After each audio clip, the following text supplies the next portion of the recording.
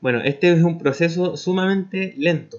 Es un proceso biológico y es sumamente lento porque la evolución genera cambios de generación tras generación tras generación, pero no son de forma automática. En el caso de los seres humanos, como caso particular entre todas las especies vivas, la evolución incluye cambios biológicos, pero también cambios culturales. Somos la única especie que desarrolla lo que se denomina la cultura. Entonces, por un lado, nosotros estudiamos nuestro proceso de hominización, o sea, el proceso evolutivo a través del cual nos convertimos en humanos, a través de la biología, utilizando registros fósiles, huellas, utilizando evidencias genéticas, pero también desde el punto de vista cultural, a través de los restos arqueológicos, como por ejemplo estos restos de piedras, objetos de hueso, que van dejando los seres humanos a medida que van evolucionando. Entonces vamos con dos líneas. Primero lo biológico y luego lo cultural. Las dos cosas van avanzando de manera paralela. Ya. Mejor lo explica es que nosotros tenemos antepasados en común, a partir del cual las especies se fueron dividiendo y se fueron separando. Pero eso no significa que la otra especie haya desaparecido, sino que siguió evolucionando, pero de una manera diferente. Es así que todas las especies que están en el mundo hoy en día, incluyendo, no sé, desde el conejo hasta el elefante, somos igual de evolucionados y somos igual de antiguos. No hay especies más nuevas, o sea, no hay especies más evolucionadas que otras, sino que todas provenimos del mismo origen común. Y desde ese mismo origen común nos fuimos separando y nos fuimos dividiendo en un gran árbol. Así que por eso se denomina como que el humano viene del mono, es algo incorrecto. El humano y el mono tenemos un antepasado en común a partir del cual tomamos caminos diferentes, de forma simultánea, de forma paralela, pero diferentes. Entonces, tal como se explicaba en la primera guía que se hizo, que la es incorrecto hablar del eslabón perdido, porque la idea del eslabón implica que este proceso evolutivo es un proceso lineal, en el cual una especie va sucediendo a otra de forma consecutiva, cuando en la realidad se ha comprobado que este proceso es más parecido a un árbol. O sea, existen abundantes casos en donde una especie original eh, siguió existiendo en conjunto con una especie que se adaptó a partir de ella durante cientos o incluso miles de años. No es como que una reemplaza a la otra. Bueno, para explicar igual de otra forma, existe este video en YouTube que se los voy a poner en el chat, que sirve para mostrar cómo todas las especies del mundo somos provenientes de un solo árbol evolutivo. A ver, se los voy a copiar aquí en el chat para que después lo puedan ver.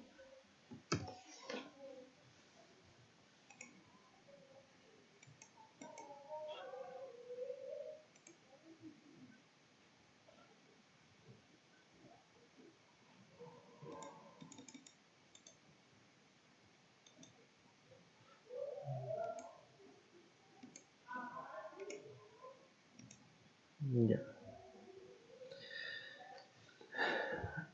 Bueno, así es como sería más o menos la parte más próxima del árbol evolutivo de la vida en general, que está cerca de los seres humanos.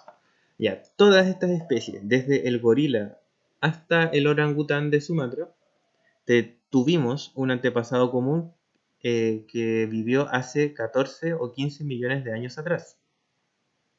Este antepasado común, por un lado, evolucionó y se convirtió en el orangután, pero por el otro lado, evolucionó y se convirtió en el antepasado común que tenemos, tanto los gorilas como los humanos, y los chimpancés y los bonobos, hace 10 millones de años atrás. Luego, hace 10 millones de años, esta especie tomó un camino, se convirtió en el gorila, y por el otro lado, dio aparición al antepasado común entre el humano y el chimpancé, que existió hace 6 millones de años atrás. Y a partir de ese antepasado en común surgió el Homo sapiens. Y para que vean las cosas, hace 1 millón de años, este antepasado común entre el ser humano y el chimpancé se evolucionó y se convirtió en lo que hoy en día es el bonobo y el chimpancé común. O sea, estas dos especies, tanto el bonobo como el chimpancé, surgieron en el mundo después que el antepasado que tenemos los seres humanos. O sea, son más recientes. Ya. Bueno, ¿dónde ocurre este proceso de miles de años atrás? Y los árboles desaparecieron. Por lo tanto, esta especie que estaba acostumbrada a vivir en los árboles tuvo que adaptarse a un nuevo ambiente para poder seguir subsistiendo. Ahora les voy a mostrar un breve video donde se explica con detalle todo esto. Espero que se escuche bien. Hola a todos, soy arqueólogo y paleontólogo, un estudioso de nuestro pasado. Me encuentro en plena sabana africana, rodeado de jirafas, cebras, leones y otros animales con los que tengo que ir con cuidado. No solo de las serpientes, sino también de los enormes elefantes. Difícil vivir aquí si estamos acostumbrados a la vida de ciudad. Ahora bien, hace mucho tiempo, en las sabanas, vivieron algunos de nuestros antepasados, los homínidos. Los homínidos, como nosotros, caminaban sobre dos piernas. Eran bípedos. Unos bípedos que habían cambiado, evolucionado, a partir de un antiguo ancestro cuadrúpedo. Pero, ¿dónde y por qué apareció la bipedación? Muchas veces se ha dicho que la bipedación, el hecho de caminar sobre dos piernas, surgió en las sabanas. ¿Y por qué? Pues porque caminar derecho te permite observar por encima de las hierbas altas de la sabana. Esto hace posible detectar los peligros que se esconden entre las hierbas altas, como los depredadores, y localizar desde lejos dónde se encuentra el alimento. Asimismo, si se camina derecho se pueden resistir mucho mejor las elevadas temperaturas. Solo se expone la cabeza y los hombros cuando el sol pega fuerte, mientras que un cuadrúpedo se calienta mucho más. Ser bípedo también permite dejar libres las manos para transportar objetos y caminar largas distancias. Es cierto que los bípedos no somos tan rápidos como los cuadrúpedos, pero tenemos más resistencia que ellos y podemos correr una maratón sin detenernos. Muy bien, ya hemos visto algunas de las ventajas de caminar sobre dos piernas en la sabana. ¿Esto demuestra que fue en la sabana donde a partir de un ancestro cuadrúpedo nació la bipedación? No, no y no. La historia fue muy diferente. ¿Estás preparado para retroceder en el tiempo? Bueno, ya hemos llegado. Nos encontramos en un antiguo bosque africano. Fijaos, aquí también encontramos antepasados nuestros, homínidos. Duermen en los árboles, trepan a los árboles buscando alimento. Pero es genial, también caminan por el suelo sobre dos piernas. Y con las manos libres fabrican herramientas vegetales para pescar termitas. En definitiva, la bipedación no apareció en las sabanas, sino en los bosques de África. Entonces, si el bosque es un lugar con mucha agua, alimento y seguridad, ¿por qué los homínidos abandonaron estos bosques para vivir en las sabanas? Ahora mismo os lo cuento. Aquí tenemos un mapa de África y haremos zoom sobre África Oriental, la zona donde hemos encontrado los fósiles de nuestros ancestros más antiguos. Hace 6 millones de años, aquí existieron los bosques donde vivían nuestros ancestros bípedos más antiguos. Los bosques necesitaban lluvias todo el año, pero se produjo un cambio climático. Las temperaturas subieron y, sobre todo, se redujeron las lluvias. Poco a poco, los bosques se fueron reduciendo y aparecieron los espacios abiertos, las sabanas. El cambio climático provocó el cambio en la vida de nuestros ancestros. De la seguridad del bosque, se tuvieron que aventurar en los espacios abiertos de la sabana. La bipedación había surgido en los bosques de África, pero fue en las sabanas donde resultó una ventaja enorme. Recordemos las ventajas que habíamos comentado antes. Ver por encima de las hierbas altas, no tener expuesta tanta parte del cuerpo al sol, poder recorrer largas distancias Y a la vez, a todo esto se sumó el hecho de que los homínidos se habían organizado y habían adquirido cohesión social, es decir, trabajaban en equipo, lo que les permitió enfrentarse a varios peligros y dificultades, e incorporar estrategias muy complejas para cazar a los grandes animales de la sabana. Descuartizar las presas era un problema hasta que golpeando dos piedras inventaron los cuchillos.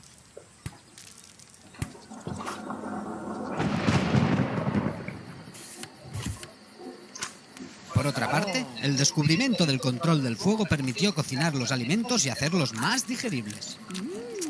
No fue la única ventaja, también era una fuente de calor, ya que por las mañanas y por las noches hace frío en la sabana. Hizo posible también alargar el día cuando el sol ya se había escondido y, sobre todo, estimuló la comunicación. Nos encontramos ante el nacimiento de la humanidad, una humanidad que comenzó a colonizar desde África los demás continentes. Del árbol al suelo, de África a Europa y Asia, después Australia y finalmente América. He aquí los primeros viajeros de la historia.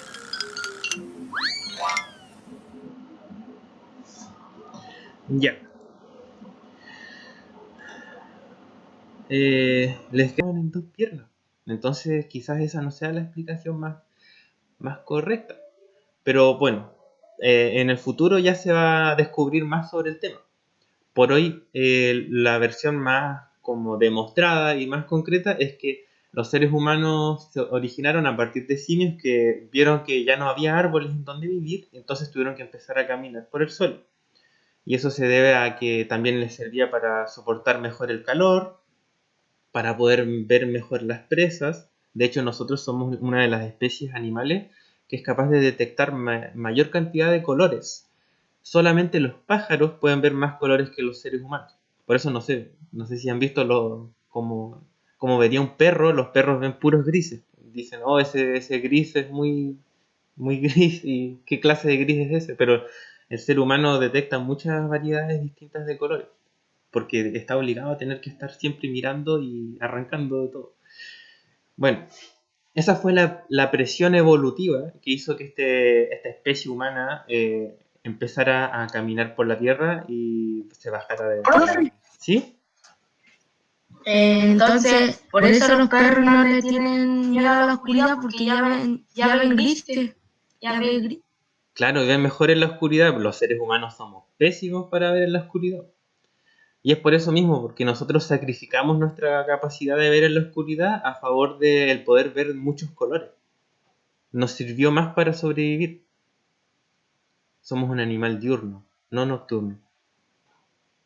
Quizás por eso igual el descubrimiento del fuego fue algo tan importante, porque nos permitía como compensar esa desventaja evolutiva con un descubrimiento que no era biológico, sino que era cultural.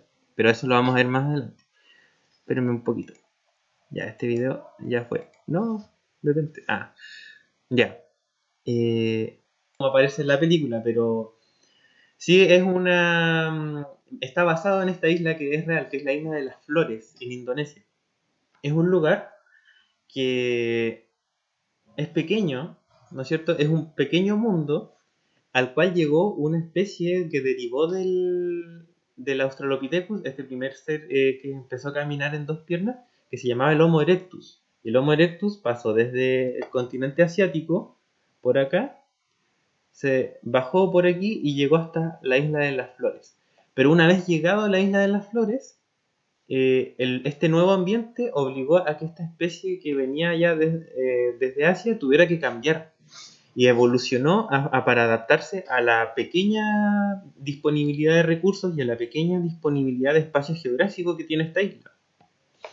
Entonces, a partir de esta llegada del Homo erectus a la isla de las Flores, surgió el denominado Homo florescensis, o también conocido como los hobbits, que eran una especie de homínido bípedo que dominaba el fuego, que hacía herramientas y que incluso tenía un lenguaje para comunicarse, no verbalmente, pero sí con gestos, pero alcanzaban a medir 1 metro de altura como máximo. O sea, se empequeñecieron.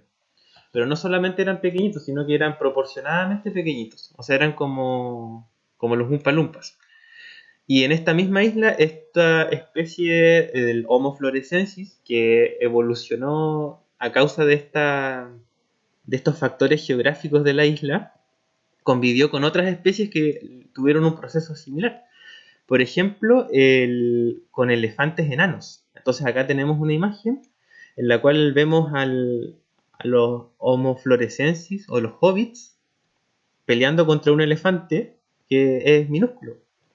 Bueno, eso es como un caso extremo que sirve para graficar hasta dónde puede llegar la adaptación de una especie para lograr eh, convivir mejor con los factores ambientales en los que tiene que existir.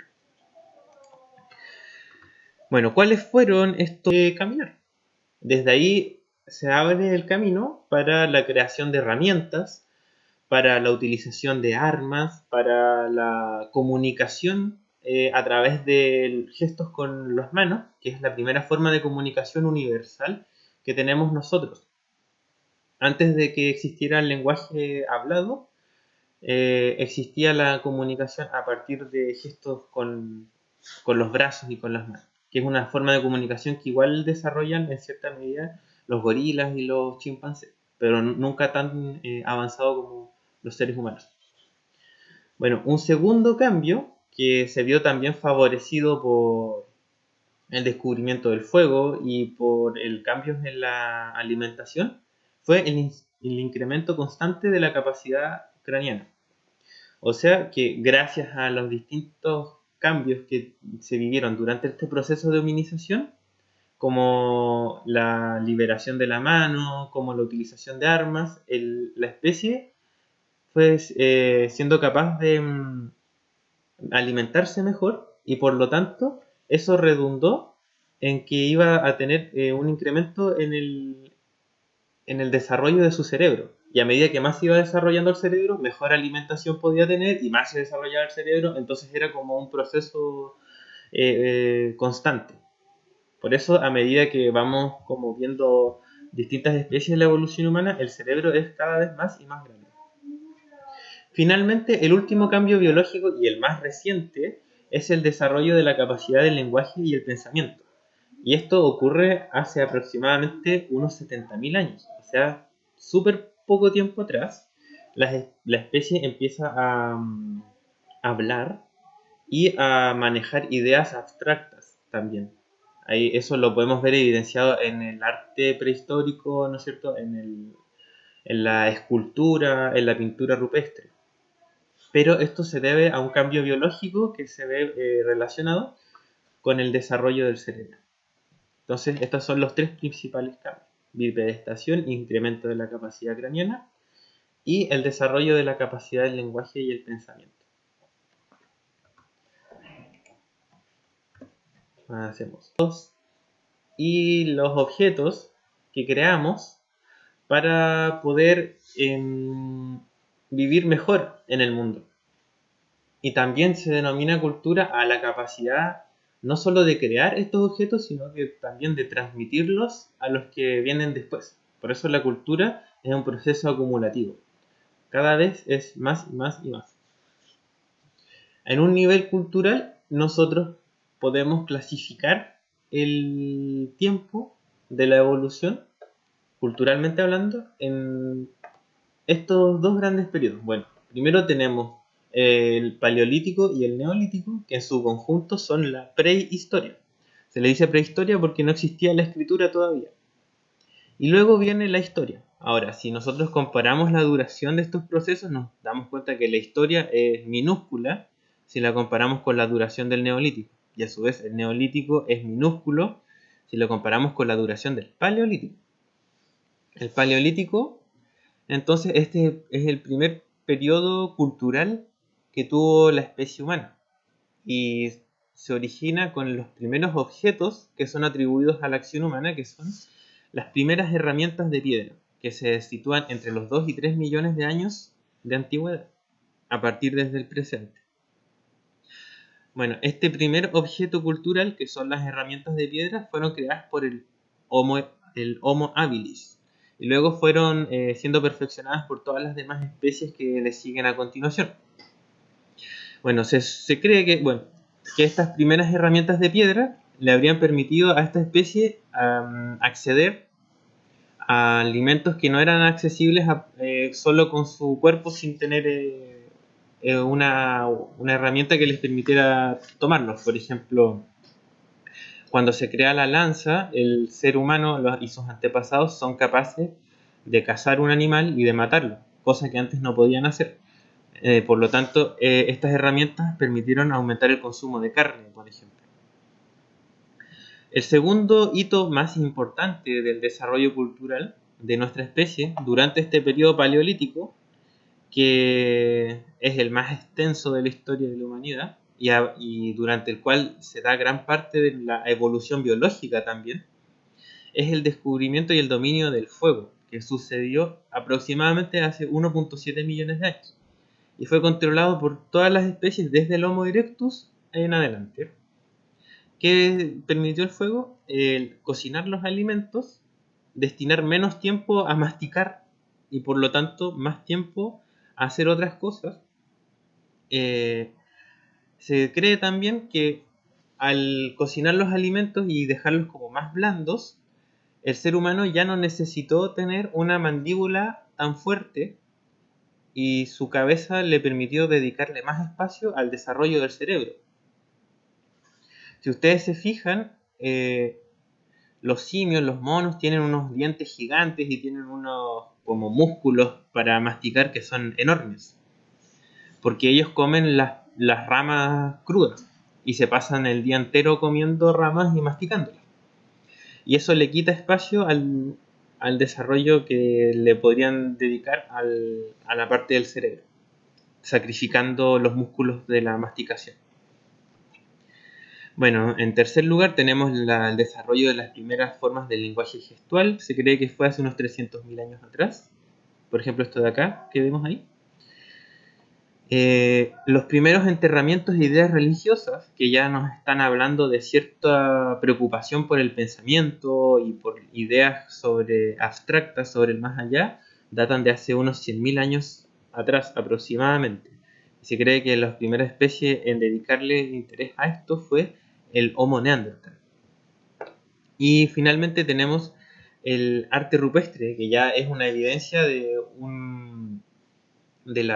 una capacidad de pensamiento superior que fue desarrollada por el Homo sapiens desde hace unos 30.000 años atrás. Y en el arte rupestre incluimos tanto la escultura, como lo que está aquí, la pintura rupestre y otras herramientas que se utilizan. Bueno, cada uno de estos cambios genera y al mismo tiempo es consecuencia de los cambios biológicos que habíamos visto más atrás.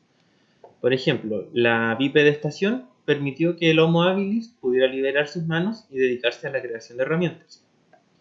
El dominio del fuego permitió desde el Homo erectus el poder alimentarse mejor y desarrollar más su cerebro. Las primeras formas del lenguaje gestual son una evidencia de este desarrollo del cerebro y a su vez permiten la vida en sociedad, el comportamiento social del ser humano. Los primeros enterramientos de ideas religiosas son una evidencia de este desarrollo del pensamiento y finalmente ya el arte rupestre es una evidencia ya de la capacidad de un lenguaje y manejo de ideas abstractas. Bueno,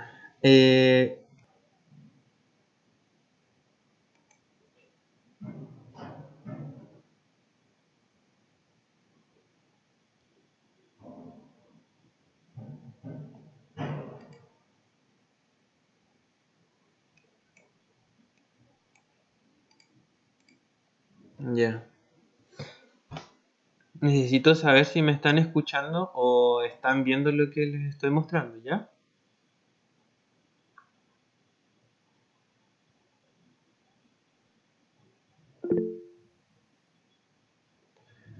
Ya, entonces la pregunta era,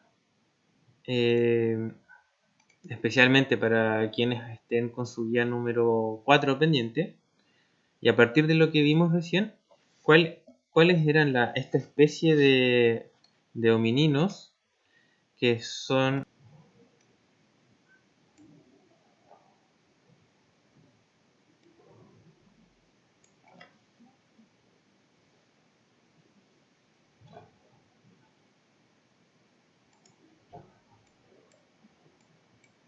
Ya.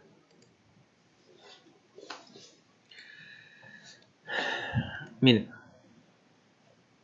las especies que fueron capaces de dominar el lenguaje, las ideas abstractas, el arte, son el Homo neandertal y el Homo sapiens. El Homo neandertal domina las ideas abstractas porque es capaz de comprender la idea de la muerte, desarrolla enterramientos y genera ideas religiosas sobre el más allá, algo que no es visible. Y el arte, el lenguaje hablado es controlado totalmente por el Homo sapiens. Ya, y finalmente, ¿cuáles son las relaciones que se pueden establecer entre los cambios biológicos, o sea, esto que teníamos acá, la bipedestación, el incremento de la capacidad craneana, el desarrollo del lenguaje y el pensamiento, y los cambios que se generan por el desarrollo cultural? Podríamos decir que a medida que se van generando cambios biológicos, se van posibilitando avances culturales. Y a su vez, estos mismos avances culturales comienzan a incidir en la misma evolución. Es por eso que la evolución humana, la hominización, es distinta a la evolución de cualquier otra especie. Porque mientras las demás especies ven puestos sus cambios biológicos en manos de la naturaleza solamente, el ser humano de alguna forma empezó a tomar control sobre su propia evolución. Empezó a generar cambios de carácter cultural que le dieron un rumbo a su evolución biológica, cosa que no sucede con otras especies. Entonces esto, dominar el fuego, crear herramientas de piedra, empezó a producir cambios que se vieron reflejados en el carácter biológico. O sea, las dos cosas van avanzando juntas. Bueno, esta actividad, la número 3 de la guía 4, se las dejo para que la desarrollen posteriormente, consiste en una clasificación de los distintos periodos en los que se divide el Paleolítico, o sea, este periodo muy extenso de desarrollo cultural, durante el cual se dan gran parte de los cambios biológicos de nuestra especie, y tienen que poner desde dónde hasta dónde dura y las características principales. Y eso lo van a ver en la página número 24 de su libro. Es parte del desarrollo de la guía número 4.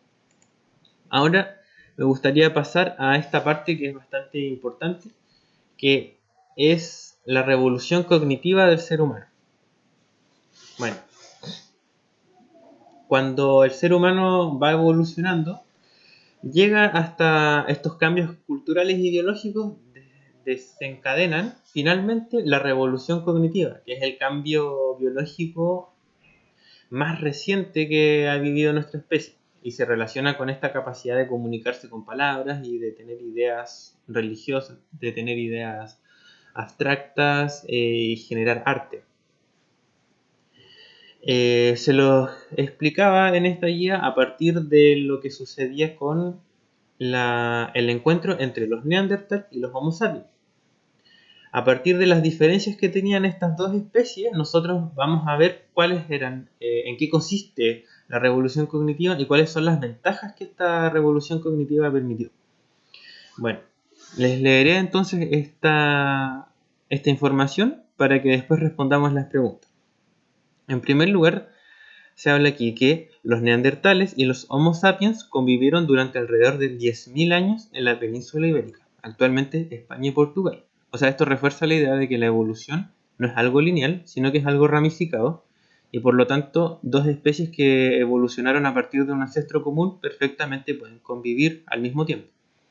Bueno, en este tiempo se sabe que compitieron por el acceso a la caza en los mismos espacios, incluso y aunque de manera esporádica, se mezclaron entre ellos, reproduciéndose principalmente machos neandertal y hembras sapiens. Aunque no se conoce a ciencia cierta el motivo de la extinción de estos homínidos, los neandertal, factores como el retraso tecnológico o una peor organización social respecto a los sapiens parece que dificultaron su existencia y estuvieron implicados en su desaparición. Ahora pasamos a la siguiente. Dice, las diferencias en algunos aspectos fueron determinantes, como en el caso de la caza. A través del análisis de los restos hallados en diferentes yacimientos, se ha podido conocer que mientras los Homo sapiens utilizaban proyectiles para realizar esta tarea, como el que tenemos acá, los Neandertal solo disponían de lanzas o jabalinas, las que les hacía estar más expuestos al peligro, como el que vemos acá.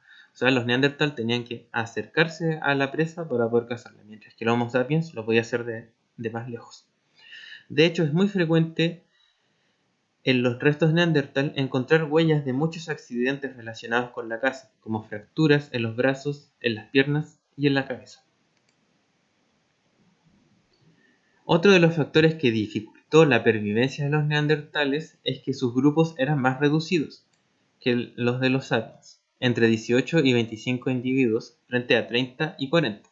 Además poseían una estructura social menos jerarquizada, por lo que las tareas se desarrollaban de una forma menos eficiente.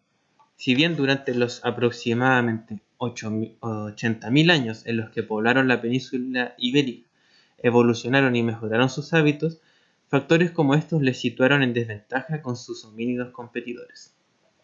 Entonces, ¿qué tiene que ver lo que acabamos de revisar con lo que es la revolución cognitiva? Que básicamente es la diferencia que hay entre el Homo sapiens y el Homo neanderthal.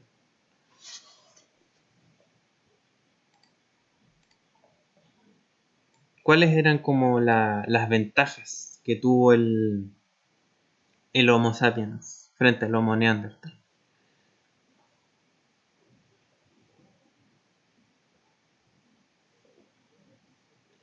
Esto es algo que se debe responder aquí. Esta es la actividad 5 de la guía número 4.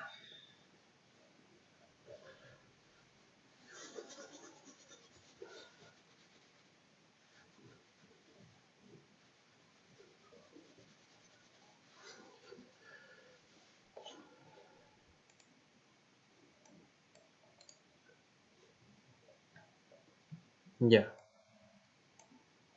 Pueden usar sus micrófonos. Digan algo. Desarrollo tecnológico. Correcto. Mientras el Homo sapiens utilizaba un arco y una flecha, el Homo neandertal solamente utilizó lanzas o jabalinas que le obligaban a acercarse más a su presa y por lo tanto generaban mayor mortandad al momento de practicar la cacería. El otro, claro, eran más organizados. Se habla entonces de que mientras el Homo neandertal tenía un lenguaje mucho más rudimentario, eso no le permitía generar grupos muy grandes y tampoco les permitía comunicarse de una forma muy eficiente. Mientras que el Homo sapiens, como tenía un lenguaje hablado, que no fue desarrollado por el Homo neandertal, pudo comunicarse mejor y formar grupos más organizados y por lo tanto grupos más grandes. Entonces las ventajas cognitivas, o sea, las habilidades de pensamiento que tuvo el Homo sapiens, le significaron una ventaja en relación al Homo neandertal, porque les permitieron generar mejores armas para cazar y no exponerse tanto a peligros, y al mismo tiempo formar grupos más extensos que les permitían sobrevivir de mejor forma.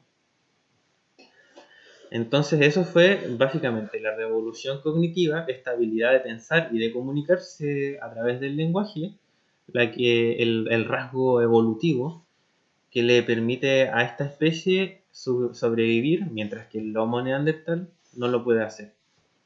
Entonces esa ya sería como para responder estas preguntas. Entonces la pregunta, de acuerdo a los textos leídos, ¿cuáles eran las ventajas que permitieron sobrevivir al Homo sapiens? Habría que mencionar su mejor tecnología y sus mejores habilidades para organizarse, capacidades de comunicación con el lenguaje y formar grupos mayores. Lo pueden obtener del mismo texto que se ve ahí.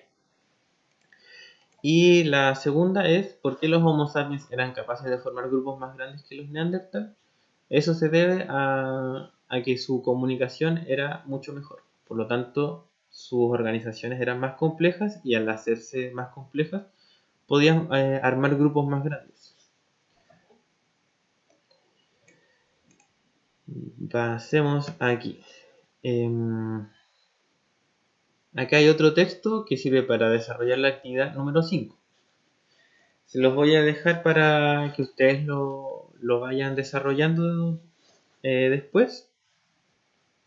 Pero les voy a dar como las claves para responder esto en general. Primero, ¿qué aspectos diferencian al humano de los demás animales? Resalta el autor. Bueno, y eso es algo que habíamos visto ya aquí. La diferencia principal es que, bueno, aunque tanto el ser humano como todos los demás animales se ven sujetos a los cambios ambientales para evolucionar, el humano, al desarrollar herramientas, dominar el fuego y desarrollar el pensamiento, lo que hizo fue intervenir sobre su propio proceso evolutivo. Por lo tanto, nuestro proceso evolutivo ya dejó de estar librado totalmente en manos de la naturaleza y pasó a estar parcialmente controlado por nuestras propias acciones. Y esas acciones y esa influencia que ejerce el ser humano sobre la naturaleza se denomina cultura. La cultura son todos aquellos cambios, conocimientos o técnicas que nosotros vamos heredando de generación en generación y que nos permiten crear o añadir al mundo algo que no existía y era necesario. Entonces básicamente es eso. La cultura es lo que nos diferencia. Ahora, ¿qué relación existe entre la cultura y la capacidad de adaptación del ser humano al entorno?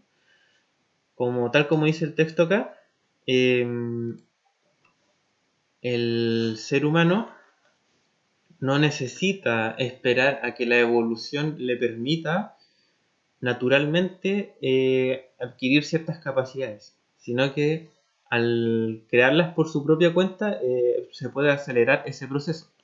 Por ejemplo, aquí dice, los humanos no se adaptan al medio en sentido biológico, sino que cambian el medio y lo cambian a su conveniencia. El ser humano ha colocado fuera de su propio cuerpo la información necesaria para la supervivencia mediante la cultura. Esta es además transmitida eficientemente por el lenguaje articulado.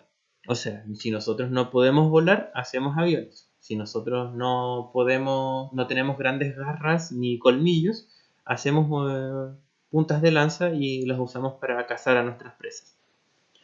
O sea, la cultura nos permite adaptarnos al entorno sin tener que esperar a que la evolución lo haga por nosotros, de una forma muy lenta. Y por último, seleccionen un hito del desarrollo cultural humano. Estos son los hitos del desarrollo cultural humano. Herramientas de piedra, dominio del fuego, lenguaje gestual, enterramientos e ideas religiosas y arte rupestre.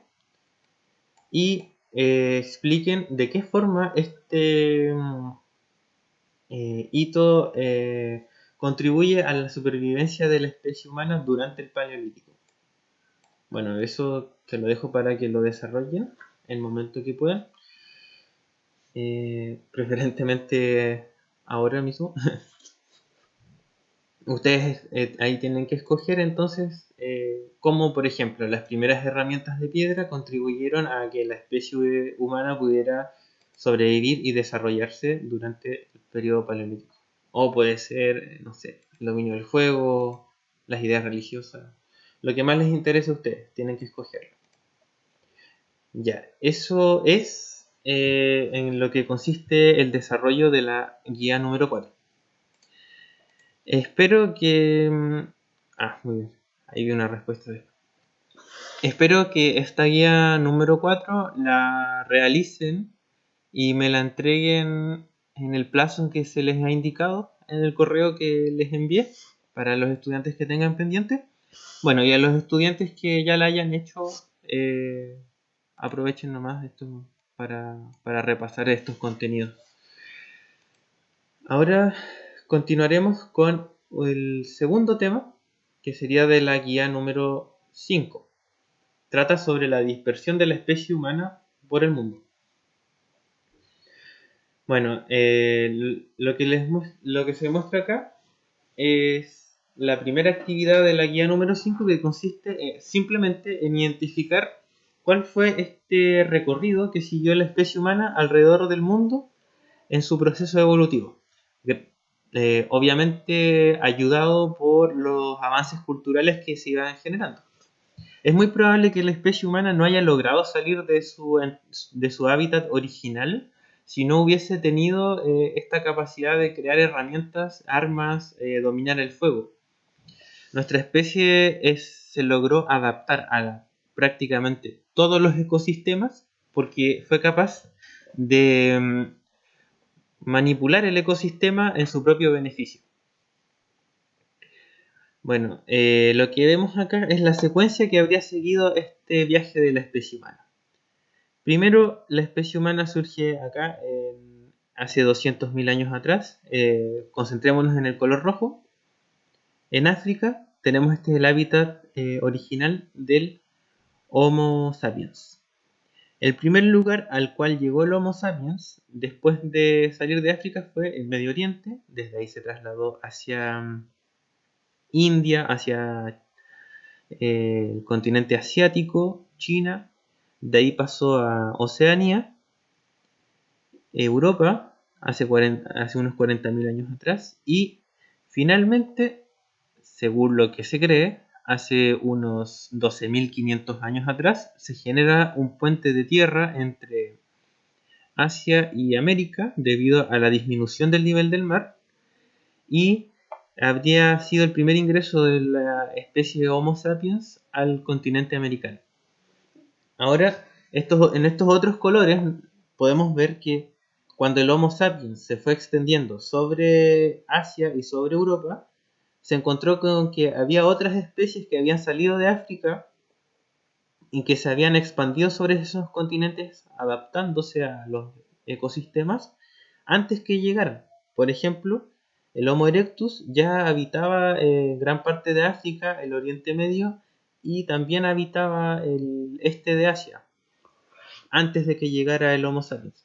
Lo mismo sucede con el caso del Medio Oriente y Europa, que ya había sido durante miles de años atrás habitado por el Homo neandertal, antes de que llegara esta línea roja del Homo sapiens.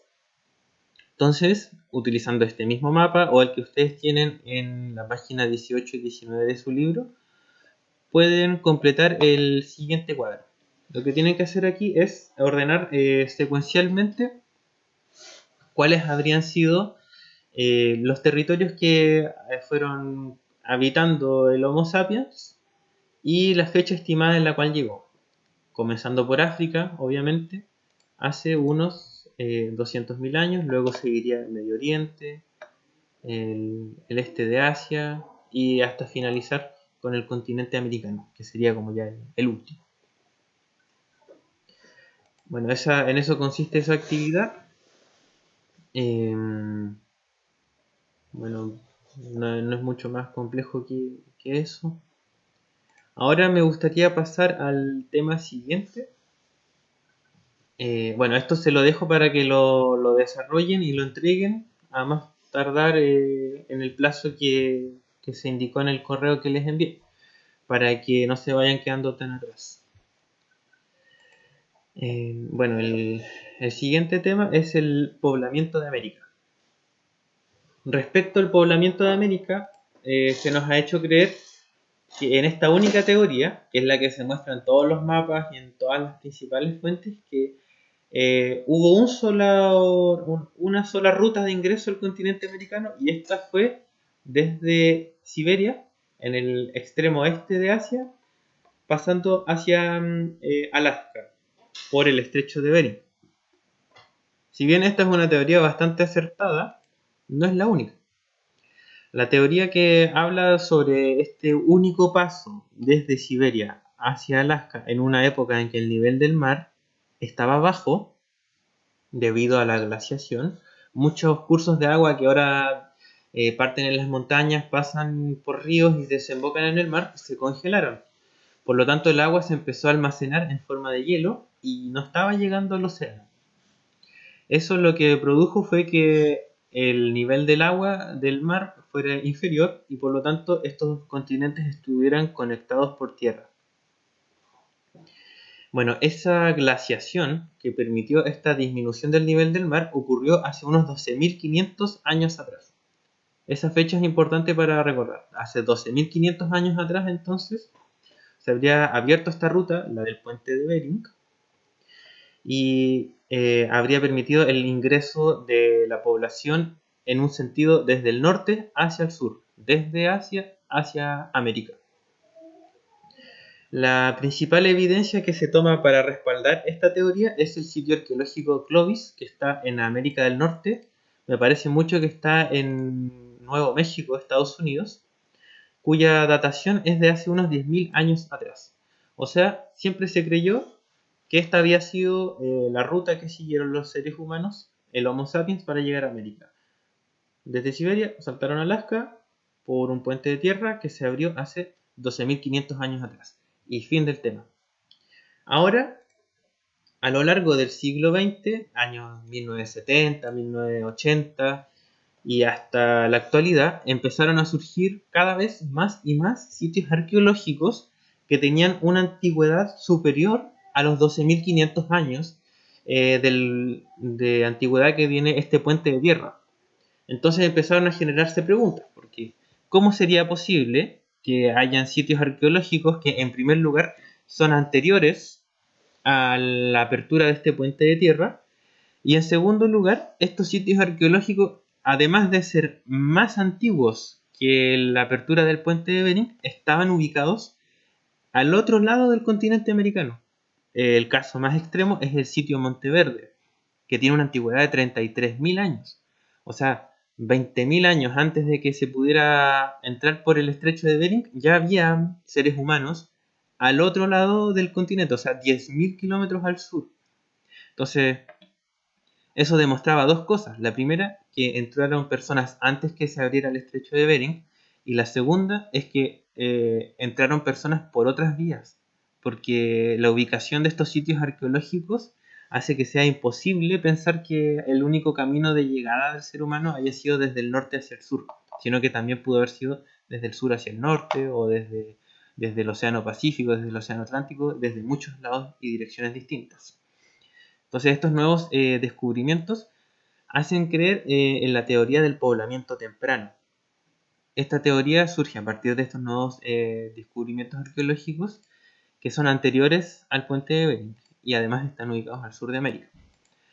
Importante para que tomen en consideración es que esta teoría del poblamiento temprano, que admite la existencia de distintas rutas que pudieron haber existido, no niega ni contradice la teoría del poblamiento tardío, que es la que habla de esta exclusiva entrada a través de Bering, sino que la incluye, la abarca y la amplía, para tratar de dar una mejor explicación a estos sitios arqueológicos que fueron surgiendo, que tienen una antigüedad mayor a la de América del Norte. Bueno, aquí lo que ustedes tienen que hacer en la actividad de su guía es primero describir las distintas rutas teóricas que tuvo la especie humana para entrar a América. Yo se las voy a explicar brevemente utilizando este mapa, que es el mismo mapa que tienen en su libro. La ruta más conocida y más difundida es la del puente de Bering, que asume que los seres humanos, los primeros Homo sapiens que entraron a América, no eran capaces de navegar, no sé por qué, y tuvieron que esperar a que se generara este puente de tierra y luego entraron desde América del Norte y desde ahí se extendieron hacia América del Sur. Una segunda teoría es la ruta costera, que le da un poco más de crédito a estos primeros seres humanos que llegaron a América y dice que hubo grupos de canoeros, de personas que andaban en dalcas, por ejemplo, o en botes, que fueron capaces de navegar desde el sector de Siberia, atravesaron el mar y se guiaron por estas islas que están acá, en esta parte de Alaska, estas que se ven aquí, y fueron capaces de atravesar el océano y luego extenderse por la costa del Océano Pacífico. dando origen a numerosos pueblos canoeros, como por ejemplo los chonos en el sur de Chile, los cahuéscar, los changos en la zona norte y numerosos pueblos canoeros que se extienden en toda la costa del Océano Pacífico de América. Bueno, y estos pueblos, como tenían la capacidad de navegar, no necesitaban tener que esperar a que se abriera este puente de tierra, y por lo tanto pudieron haber ingresado a América antes del año 12.500 antes del presente. Y eso podría, en cierta manera, explicar por qué hay sitios arqueológicos que son anteriores a la apertura del puente de Bering. Y una segunda teoría es la teoría de la ruta antártica. Se cree que hubo grupos de seres humanos que pudieron haber pasado desde Oceanía, Australia, y haber bordeado el continente antártico en canoas. Todo esto en un contexto en que el continente antártico era bastante más extenso debido a la glaciación, y habrían podido guiarse por la orilla de la Antártida y llegar hasta Tierra del Fuego. Y esto se ve respaldado por el hallazgo de sitios arqueológicos que están ubicados muy al extremo sur del continente americano y que tienen restos de objetos arqueológicos, puntas de lanza, que tienen una forma que no es parecida o no es emparentada con las formas de los restos arqueológicos, las puntas de lanza que se encuentran en otros sitios arqueológicos del sur. Por lo tanto, obligaron a pensar que esta gente que llegó a Tierra del Fuego llegó de una rama diferente, tiene un origen diferente. Entonces de ahí surge esta teoría de que quizás provienen de esta ruta de la Antártida. Luego tenemos la ruta transpacífica, es una ruta que está ampliamente demostrada, según la cual hubo grupos humanos que derechamente atravesaron el Océano Pacífico utilizando como escala la isla de Pascua, pasaron a Isla de Pascua y desde Isla de Pascua viajaron finalmente hacia América del Sur. Esta es una teoría súper entretenida, tiene algunas evidencias, aunque sea increíble creer que hubo seres humanos que hace miles de años atrás pudieron hacer viajes de 3.000 kilómetros en el mar abierto. Existen pruebas de carácter fósil, o sea, paleontológico. Se descubrieron en la isla Mocha, cerca de Concepción, 5 cráneos de seres humanos que tenían una forma característica de la Polinesia, pero que tienen una antigüedad anterior a la conquista y a todos estos procesos históricos. Son de hace unos 3.000 años de antigüedad. Otra evidencia es que hay palabras que son del idioma tanto maorí de Nueva Zelanda como el idioma de Isla de Pascua y el idioma mapuche, que son las mismas palabras. Por ejemplo, la palabra toki significa lo mismo en los tres idiomas, que significa como jefe en caso de guerra. Bueno, significa lo mismo. Tenían símbolos similares. En una evidencia otra es la existencia del curanto, que se hace tanto en Chiloé como en Isla de Pascua. Y también otra evidencia es que en América, cuando llegan los españoles al sur de Chile, se encuentran con que los mapuches tenían gallinas. Y ningún otro pueblo de América tenía gallinas. Entonces, una posible explicación es que estas gallinas están emparentadas con las gallinas que habían en Isla de Pascua. Y llegaron antes que los españoles. Entonces ya es como otra prueba más de que indica que hubo un contacto entre la Isla de Pascua y el sur de Chile antes de que se produjera la conquista. Esa es la ruta transpacífica.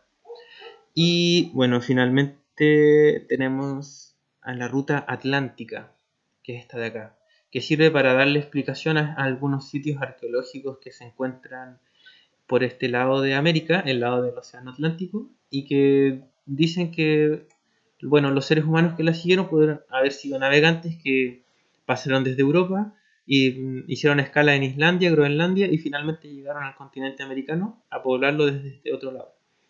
Y así, bueno, también se han descubierto sitios arqueológicos en Brasil que tienen ciertas características similares a sitios en África. Entonces también pudo haber existido otro cruce del Océano Atlántico desde África hasta Brasil.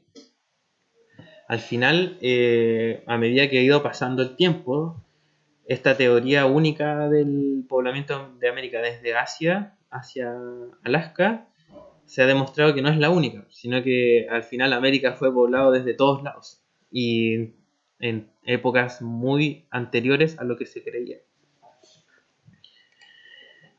Bueno, aquí hay un pequeño resumen de lo que les acabo de mostrar. Ustedes tienen que hacer este mismo resumen en un cuadro que está en la guía número 5. Ya, el sitio arqueológico Monteverde, aquí tienen que mostrar cuál es su relevancia para la ciencia. Lo más importante sería su ubicación geográfica y su ubicación cronológica, que obligaron a la ciencia a buscar nuevas explicaciones. Y aquí lo que ustedes tienen que hacer es tratar de vincular este sitio Monteverde con algunas de estas rutas teóricas que se le dan para explicarlo. Evidentemente, como el sitio Monteverde tiene una antigüedad de 33.000 años antes del presente, no se vincula con la teoría del puente de Bering, porque el puente de Bering es 20.000 años después. Yeah. Vamos a continuar aquí.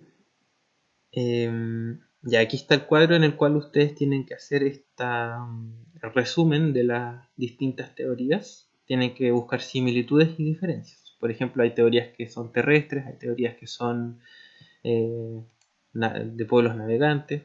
No sé, podrían ahí buscar una similitud. Y utilizar este mismo cuadro para resumir la información de acá.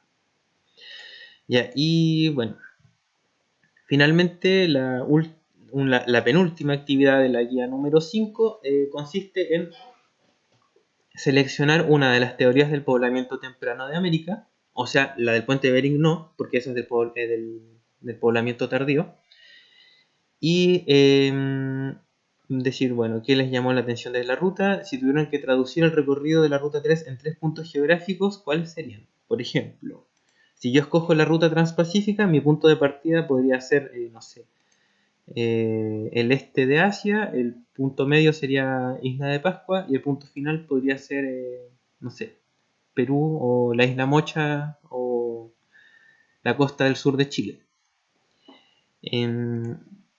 Aquí pongo entonces cuál es el equipamiento. Ya, primero, punto de partida. Aquí hay que poner el punto de partida, el punto de desarrollo y el punto final.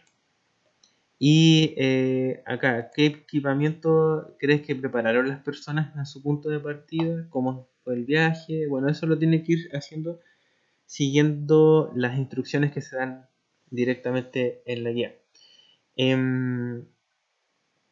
Luego tienen que vincular esta ruta que ustedes escogieron a algunos sitios arqueológicos que podrían verse relacionados. Por ejemplo, no sé, la cueva Fell, que está acá, se podría ver relacionado directamente con la ruta antártica.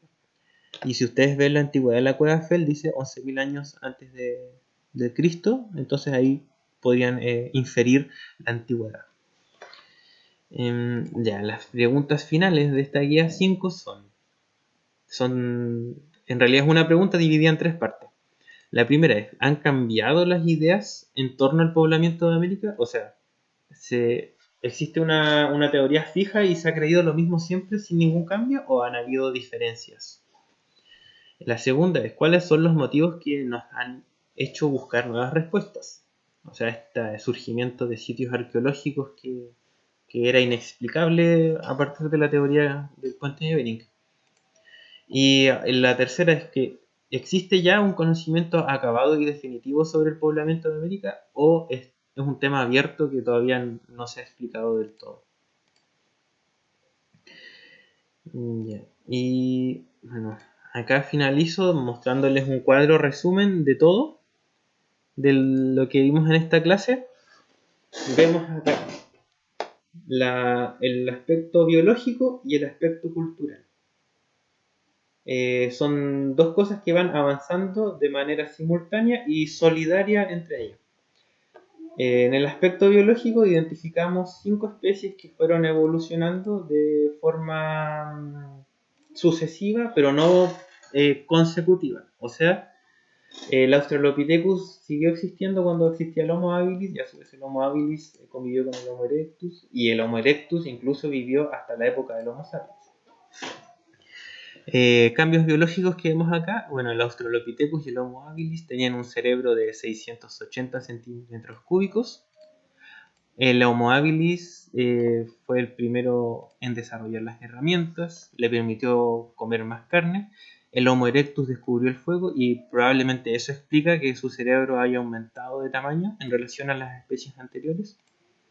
El Homo neandertal y el Homo sapiens aquí aparecen con un cerebro de un tamaño mucho mayor. Al mismo tiempo, la estatura de estas especies fue incrementándose, aunque no necesariamente de una forma como unidireccional. Mientras ocurrían estos cambios de carácter biológico, también se van sucediendo cambios de carácter cultural. El Homo habilis es el primero en desarrollar las herramientas, dándole inicio al Paleolítico, o sea, a la cultura en general. El Homo erectus utilizó el control del fuego. El Neandertal fue el primero en sepultar a los muertos. Y el Homo sapiens desarrolla el pensamiento y el lenguaje hablado. Estos periodos culturales se denominan Paleolítico, Neolítico e Historia. Durante el Paleolítico ocurre gran parte de los avances culturales de esta época y al mismo tiempo de los avances evolutivos. Todo esto al mismo tiempo. Y la dispersión, bueno, todas estas especies pasaron por África. De hecho, todas las especies surgieron en África y a partir de ahí se fueron extendiendo. El Homo erectus estuvo en Asia y al mismo tiempo en Europa y en Oceanía. El Homo neandertal estuvo en África y en Europa, y el Homo sapiens logró llegar a todos los continentes, incluyendo el continente americano. Como último dato, les dejo una serie de links para que puedan ver como videos que les sirvan para ampliar los contenidos de la clase. Y bueno, eso es todo por ahora. Ahora